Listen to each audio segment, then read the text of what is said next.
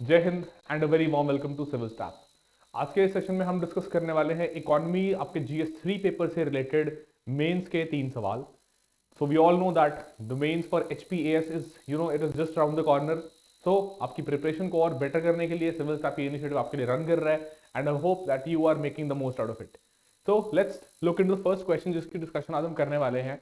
So the first question says, what is meant by a black swan event and where did the term originate from? तो recently ये question कराने का जो logic है वो ये है कि अभी recently we know that there is a talk और there is a news going on कि जो वर्ल्ड इकोनॉमी है, the world economy it is heading towards a slow down. And recently शायद आप लोगों ने, अगर आप लोग न्यूज़पेपर्स फॉलो कर रहे हैं, करंट अफेयर्स फॉलो कर रहे हैं, तो अभी रिसेंटली इस टर्म को लेकर जिक्र हो रहा है कि क्या जो है this is going to be a black swan event only. तो वहां पे आपको पता होना चाहिए कि ब्लैक स्वान इवेंट से हम क्या समझते हैं। एंड पैंडेमिक को लेके भी ये टर्म जो है पहले भी न्यूज में रह चुकी है। So it is both in the past also that it has been in news and may be in the future also we might see something like this. So let's take a look into what exactly do we mean by this black swan event.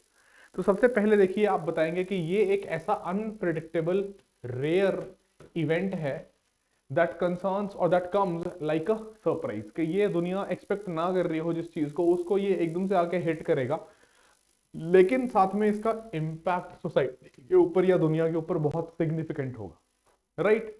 Then these events are said to have 3 distinguishing characteristics. कि अगर हम बात करें इन events की तो 3 ऐसे characteristics जो हैं जो इनके साथ डिफाइनिंग फीचर्स की तरह जुड़े हुए हैं। पहला कैरेक्टरिस्टिक क्या है? That they are extremely rare and outside the realm of regular expectation, कि कोई भी इस चीज को दुनिया भर में एक्सपेक्ट नहीं कर रहा है, कोई भी इस चीज को जो है शायद प्रेडिक्ट नहीं कर पाएगा। Then they have a severe impact after they hit, कि जब ये आके एक रियल लाइफ में अपना कॉन्सिक्वेंस दिखाना शुरू करेंगे तो उसका कॉन्सिक्वेंस जो है वो एक काफी बड़ा इंपैक्ट लेके आएगा, काफी ज्यादा उसका कॉन्सिक्वेंस जो है वो बड़ा होगा, सीवियर इंपैक्ट होगा, राइट। फिर तीसरी चीज, that they seem probable in hindsight when plausible explanations appear. इसका मतलब ये है कि जब हम पीछे मुड़ के देखेंगे तो पीछे मुड़ के देखने में हमें पता चलेगा कि कुछ ऐसी जो है चीजें हो रही थी ऑलरेडी जिनसे प्रिडिक्शन करना शायद अब लग रहा है कि उस वक्त पॉसिबल था, या जहां से हम ये देख सकते थे कि अब इन एक्सप्लेनेशंस के आधार पे, इन एक्सप्लेनेशंस को बेस बनाते हुए हम इस चीज को देख सकते थे कि ये प्रॉबेबल एक इवेंट हो सकता है, राइट। तो ये बेसिकली अंडरस्टैंडिंग रहेगी एक ब्लैक स्वैन इवेंट की। देन आप बताएंगे कि देखिए ये थियोरी जो है एक ऑथर और एक इन्वेस्टर जिनका नाम है नासिम निकोलस टैलब, इन्होंने दी थी इन द ईयर 2001। और बाद में 2007 में निकोलस ने एक किताब लिखी जिसका नाम था the black swan, the impact of the highly improbable. तो यहां से ये टर्म क्या हो रही है, here is this term originating from, right? So there the term is coming from this author. So this term is itself linked to the discovery of black swans। कि अगर थोड़ा सा आप मान लो एक्सपैंड करके बताना चाहो कि कहां से ये टर्म निकल के आ रही है, क्योंकि क्वेश्चन की डिमांड जो है वो ओरिजिनेशन भी पूछ रही है। It is also asking where did the term originate from. तो आप बता सकते हो कि यूरोपियंस जो हैं अंटिल 1697 वो ये मानते थे कि स्वैन्स जो हैं वो सिर्फ व्हाइट कलर की होती हैं, until unless they first spotted a black swan in Australia। तो उनकी अंडरस्टैंडिंग वहां से नहीं निकल के आई और वहां से इस तरीके को एक मेटाफर की तरह यूज करा जाने लग गया, right. That is the black swan event. ये कहां से ड्राइव होके आ रहा है कि from this unprecedented spotting of a white swan, sorry, of a black swan from the 17th century and how it upended the West's understanding of swans। कि waste की understanding पहले क्या थी कि सिर्फ व्हाइट स्वैन्स एग्जिस्ट करती हैं, ब्लैक स्वैन जैसी कोई चीज नहीं होती, लेकिन यहां से वेस्ट की अंडरस्टैंडिंग क्या हो गई, बिल्कुल चेंज हो गई। तो ये कैसा था, रेयर था, अनप्रेडिक्टेबल था, जो ब्लैक स्वैन इवेंट के नाम से बाद में जाना जाने लग गया लाइक अ मेटाफर, ठीक है। देन यू हैव कि when such events have occurred in the past, के अगर आप थोड़ा सा और यहाँ पे आपके पास इंफॉर्मेशन होनी चाहिए एक्स्ट्रा कि कौन से इवेंट्स पास्ट में ऐसे हुए हैं जिनको हमने ब्लैक स्वैन इवेंट्स के तौर पे कैटेगराइज किया है। तो इंटरेस्टिंगली तालिब ने अपनी किताब में 2008 का जो ग्लोबल फाइनेंशियल क्राइसिस था उसके बारे में बात की थी, जिक्र किया था, एंड ये कहा गया था कि ये एक ब्लैक स्वैन इवेंट हो सकता है, right. So this black swan event, it was triggered by a sudden crash in the booming housing market in the United States, and we know that this turned और this had an impact on the world economy, कि भाई दुनिया के almost सभी countries के ऊपर उसका impact पड़ा था। तो तीनों कैरेक्टरिस्टिक्स जो ब्लैक स्वैन इवेंट की हमने स्टार्टिंग में रीड करी उनको ये सेटिस्फाई कर रहा था इवेंट, राइट। एंड इसीलिए ये अभी आपके जनरल स्टडीज पेपर 3 के साथ जो है कंसर्न्ड है, क्योंकि अगेन दोबारा से दुनिया जो है वो शायद जल्दी एक रिसेशन की कंडीशंस की तरफ जो है वो बढ़ रही है, राइट। इसके अलावा भी देखिए फॉल ऑफ सोवियत यूनियन को भी बोला जाता है, या फिर टेररिस्ट अटैक था जो सितंबर 11 का 9/11 का, they also fall in the same category. So that is meant by और that is what we understand by a black swan event. Pandemic के बारे में भी यही बोला जाता है कि पैंडेमिक, द कोविड-19 पैंडेमिक, जिसको डिक्लेयर किया गया था क्या, public health emergency of international concern, है ना, उसको भी बोला जाता है कि वो भी एक ब्लैक स्वैन इवेंट था। चलिए बढ़ते हैं अगले क्वेश्चन की तरफ। आई होप यहां तक आपकी अंडरस्टैंडिंग जो है वो बिल्कुल बढ़िया तरीके से क्लियर हो चुकी है। So the next question that we are talking about is what is central bank digital currency? List out the features and advantages of CBDC. Again it's a 8 marker, तो आपको यहाँ पे बताना पड़ेगा कि अभी रिसेंटली क्योंकि ये न्यूज में चल रहा है, इसका पायलट जो टेस्टिंग है वो आरबीआई ने लॉन्च किया है, तो इसीलिए this becomes very much important कि आप लोग जो है सीबीडीसी के बारे में बेसिक अंडरस्टैंडिंग एटलीस्ट अपनी बिल्ड कर लें। चलिए तो जानते हैं व्हाट इज सीबीडीसी। तो इसका आप डिफाइन कैसे कर सकते हैं कि सीबीडीसी जो है आरबीआई कह रहा है it is a legal tender issued by the reserve bank of India in a digital form, कि जो हम देखते हैं कि हमारे पास जो हार्ड या फिर जो फिजिकल करेंसी है, जो हमारे पास फिजिकल फॉर्म है करेंसी का, सिर्फ उस फिजिकल फॉर्म को अब क्या कन्वर्ट कर दिया है, किसमें कन्वर्ट कर दिया, एक डिजिटल फॉर्म में। अदरवाइज जो हमारी फिजिकल फॉर्म में हम देखते हैं करेंसी, या फिर जिसको हम क्या बोलते हैं currency coins and currency notes, जैसे वो क्या है, लीगल टेंडर हैं। लीगल टेंडर का मतलब क्या, अब अगर आप किसी को वो 500 रुपीज का या 2000 रुपीज का नोट देंगे तो वो सामने से डिनाई नहीं कर सकता, उसको उस ट्रांजैक्शन को ऑनर करना पड़ेगा। तो इसी तरह से ये जो सीबीडीसी है ये भी क्या है, एक लीगल टेंडर है। Then it is the same as the fiat currency and is exchangeable 1-to-1 with the fiat currency, कि अगर मान लीजिए आप सेंट्रल बैंक डिजिटल करेंसी या फिर जिसको हम ई रूपी भी बोल देते हैं, ई रूपी, इस ई रूपी को आप हार्ड करेंसी या फिर फिजिकल करेंसी के साथ एक्सचेंज भी कर सकते हैं। Then its form is different, it is not paper और polymer like physical cash, but ये क्या है, डिजिटल, राइट। तो ऐसे आप अपने आंसर को स्टार्ट कर सकते हैं कि सीबीडीसी के बारे में बात करके। देन हम इसके फीचर्स की अगर एक बार देखें लिस्ट क्या है कि फीचर्स क्या इंक्लूड हैं सीबीडीसी के। सो सबसे पहले you have it is a sovereign currency issued by the central bank in alignment with their monetary policy, right. साथ साथ it appears as a liability on the central bank's balance sheet. देखो अगर RBI कुछ money circulation में डालता है तो उसके ऊपर क्या लिखा होता है कि अगर आप वो बैंक नोट या वो नोट आप वो करेंसी आप आरबीआई को देंगे जाके, तो आरबीआई आपको इक्वल वैल्यू की मनी देगा। तो वो आरबीआई के लिए क्या है, एक लायबिलिटी है कि आरबीआई ने जो उतनी सर्कुलेशन में मनी डाल रखी है वो आरबीआई की एक तरीके से देनदारी है, कि अगर आप उसके आरबीआई के पास लेके वो ई रूपी या फिर फिजिकल कैश भी जाएंगे तो इट हैज टू पे you the equivalent amount of money. Then it must be accepted as a medium of payment, legal tender and a store of value by all citizens, enterprises and government agencies। देखो simple सी बात है, जैसे वो जो मैंने example दिया कि अगर मान लो जो भी 500 का नोट है, 100 रुपए का नोट है, 50 रुपए का नोट है या 2000 का नोट है, जिसको सरकार ने लीगल टेंडर डिक्लेयर किया, अगर जो ई रूपी है उसको भी लीगल टेंडर डिक्लेयर किया है क्योंकि सरकार ने, तो उसको भी आपको ट्रांजैक्शंस में ऑनर करने के लिए आप मना नहीं कर सकते हैं, ठीक है। Then it is freely convertible against commercial bank money and cash. Commercial bank money का मतलब लोन्स, राइट, एंड सर्टनली आप कैश में उसको कन्वर्ट कर सकते हैं।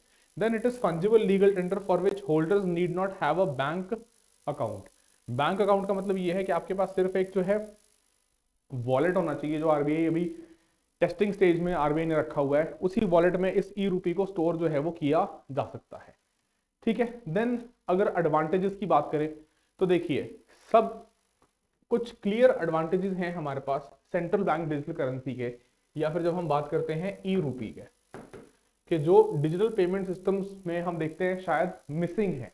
अदरवाइज जो आप एनपीसीआई का यूपीआई है, चाहे आप और कुछ पेटीएम या और एप्स यूज करते हैं उसके थ्रू पेमेंट करते हैं, तो उस सबके ऊपर ओवर एंड अबव दोज ई रूपी या फिर सीबीडीसी हैज सर्टेन एडवांटेजेस।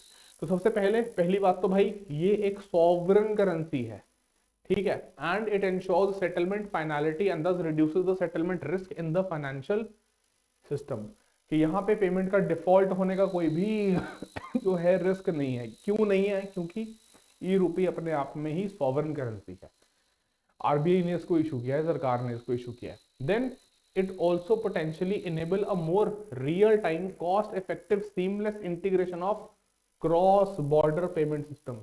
देखो सिंपल सी बात है, जहां जहां पे भी हम रूपी में ट्रेड कर सकते हैं या जहां पे भी हम रूपी में पेमेंट कर सकते हैं, वहां पे आप ई रूपी में भी पेमेंट कर सकते हो, कि आप कैश ना देके वहां पे डिजिटल रूपी या फिर CBDC central bank digital currency के थ्रू पेमेंट कर सकते हो। तो that also will be promoting the digital payments, right.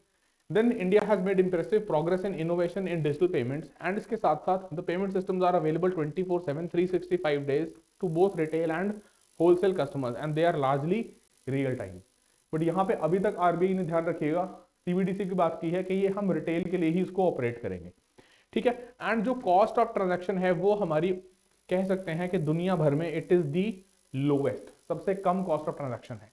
तो यहाँ पे देखो सबसे मेन चीज आपको याद रखनी है वो ये है कि जो सीबीडीसी है, जो ई रूपी है, वो बैकएंड पे ऐसा नहीं हो रहा कि कहीं पे किसी ने कुछ ट्रांजैक्शन जैसे हम पेटीएम में करते हैं, यूपीआई पेमेंट में करते हैं, कि आपने यहां से कमांड दी, वो एक पूरा इंफ्रास्ट्रक्चर है, उस इंफ्रास्ट्रक्चर के थ्रू आप इनेबल कर रहे हो अपने बैंक अकाउंट से किसी दूसरे के बैंक अकाउंट में पेमेंट। तो उसमें बहुत सारे इंटरमीडियरीज इन्वॉल्व है। यहां पे क्या हो रहा है कि डायरेक्टली कोई भी इंटरमीडियरी बीच में नहीं होगा, ठीक है। यहां आपका इधर एक डिजिटल वॉलेट है, सामने वाली पार्टी का भी उसका वॉलेट है, एंड आपके वॉलेट से उसके वॉलेट में ट्रांसफर हो रही है मनी। तो सिंपल ये ऐसा हो गया जैसे आपने अपने वॉलेट से निकाल के किसी को कैश दे दिया, तो ये अब यहाँ पे सिर्फ डिजिटल डोमेन में हो रहा है कि आप वैसे ही कैश निकाल के दे रहे हैं, बट वो फिजिकली नहीं हो रहा, सिर्फ वो कैसे हो रहा है, डिजिटली हो रहा है। तो ये सारे एडवांटेजेस हैं सेंट्रल बैंक डिजिटल करेंसी के, ठीक है। चलिए आई होप ये चीज क्लियर है, बढ़ते हैं अपने आखिरी क्वेश्चन की तरफ। So what are green bonds, और साथ के साथ हम देखेंगे कि अभी एक जो रिसेंटली गवर्नमेंट ने अनाउंस किया है इशू करने के लिए सॉवरन ग्रीन बॉन्ड, तो हम इनकी भी यहाँ पे बात करेंगे। लेकिन क्वेश्चन आपसे डिमांड कर रहा है कि आपकी अंडरस्टैंडिंग क्या है ग्रीन बॉन्ड्स की।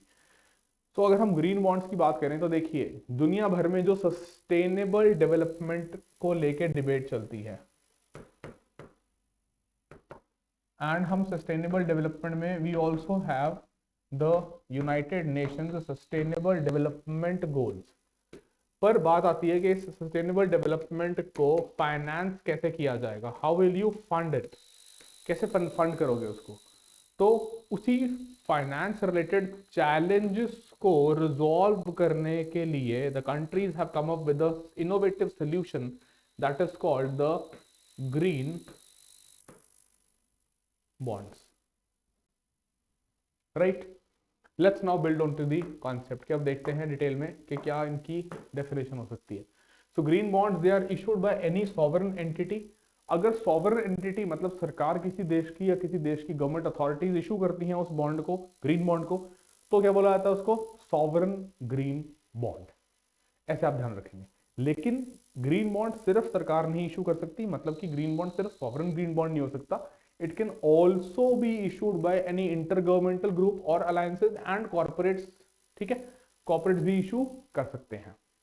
लेकिन एम सबका एक ही होगा, कि दिमाग में सबके बात एक ही चल रही है, क्या है वो, कि प्रोसीड जो है उस पैसे से या उस बॉन्ड से जो आएंगी, they shall be utilised for projects classified as environmentally stable, ठीक है, एनवायरमेंटली सस्टेनेबल प्रोजेक्ट्स, जो मैं स्टार्टिंग में आपको बता रहा था, एसडीजीज वाला सारा phenomena, right. So the framework for sovereign green bond अगर हम साथ में देख लें तो ये जो है पहली दफा सरकार द्वारा बात की गई थी on November 9 2022।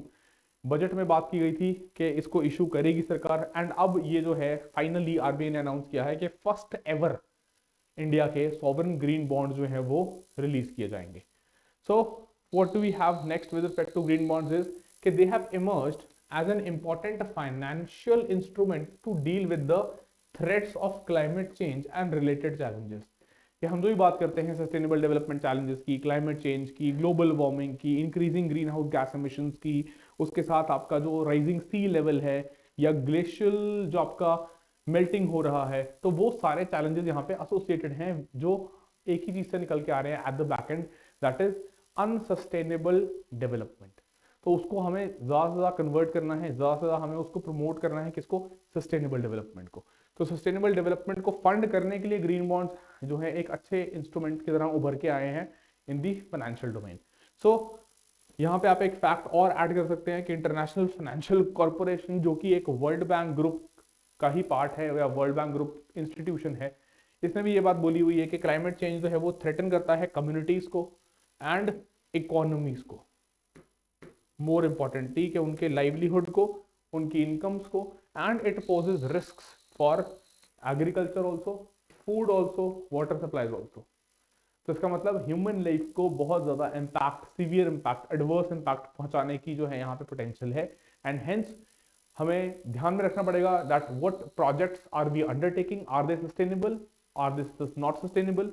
And certainly sustainability improve करने के लिए फंडिंग चाहिए, पैसा चाहिए, पैसा मोबिलाइज करना अपने आप में एक चैलेंज है। तो वहां पे green bonds, sovereign green bonds अच्छा एक फाइनेंशियल इंस्ट्रूमेंट का ऑप्शन हमें देते हैं। ठीक है, देन लास्टली बिफोर कंक्लूडिंग, अगस्त लास्ट ईयर सरकार ने कहा था कि हम जो है पूरी कमिटमेंट हम अपनी फुलफिल करेंगे, किस चीज की? एमिशंस इंटेंसिटी को रिड्यूस करने की of GDP bye 45% from 2005 levels by the year 2030। And please ध्यान में रखिएगा 2030 is also the target year for United nation sustainable development goals, right? And achieve about 50% cumulative electric power installed from non-fossil fuel based energy resources by the same year। तो अब आपने समझना यहाँ पे ये है कि उसके लिए तो पैसा चाहिए ना, तो पैसा कहाँ से आएगी, लेके आएगी सरकार? सॉवरन ग्रीन बॉन्ड्स के थ्रू सरकार पैसा मोबिलाइज करने की बात कर रही है यहाँ पे। ठीक है जी। So in line with that commitment सरकार ने क्या किया है? To significantly reduce the carbon intensity of the economy, the union budget of the last year 22-23 वाला जो सरकार ने घोषणा की थी कि एक अनाउंसमेंट की थी of issuing sovereign green bonds, and ये ग्रीन बॉन्ड्स का ही एक सब टाइप है। तो अभी आरबीआई ने क्या डिक्लेयर किया है? That this is going to be the first ever sovereign green bonds of the country, कि ये देश के हमारे पहले सॉवरन ग्रीन बॉन्ड जो है अब इशू करेगी सरकार, राइट? एंड उसके थ्रू मोबिलाइज करके India is very much a very, you can say, committed nation. It's a responsible nation. We know that we have certain responsibilities in reducing the effect of climate change. Responsibly हमें consumption करनी है, responsibly हमें production करनी है, and world बिना हमारी contributions के SDGs को achieve नहीं कर सकता। ये इंडिया यहाँ पे दर्शा रहा है that we are well aware of the fact and we are aware that we need to fulfill those responsibilities।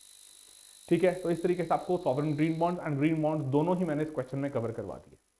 ठीक है, then lastly before we end, the government क्या करेगी? It will use these proceeds from the green bonds to finance और refinance certain expenditure. लेकिन वो कहाँ जाएगा सारा?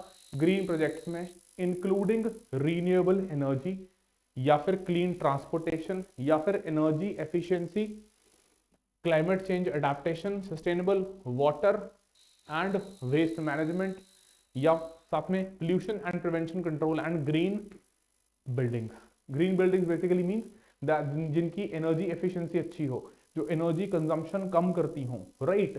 ताकि पीछे हमें और फॉसिल्स जला के एनर्जी को प्रोड्यूस ना करनी पड़े, या वो एनर्जी जो है बेटर एफिशिएंटली तरीके से यूज हो पाए, right? And in this renewable energy investments will be made in solar, wind, biomass and hydropower energy projects as well। तो ये आपका पूरा का पूरा डिबेट किस चीज का, सस्टेनेबल डेवलपमेंट का, एंड उसको फाइनेंस कैसे किया जाए मोर इंपॉर्टेंटली, वो सारा कुछ एड्रेस करता है। Right, so I hope this is clear to you, आपको समझ में आया तीनों कॉन्सेप्ट। एक हमने नया टर्म यहाँ पे देखा, ब्लैक स्वान इवेंट, वो शायद हो सकता है कुछ बच्चों ने ना पढ़ा हो, तो you can just go through it once. The PDF shall be shared in the Telegram group, जिसका लिंक डिस्क्रिप्शन बॉक्स में दिया हुआ है, तो आप वहां से जो है पीडीएफ ले सकते हैं। चलिए, बहुत बहुत धन्यवाद, मिलेंगे अगले सेशन में। All the best to all of you, take care, stay blessed, Jai Hind, जय भारत।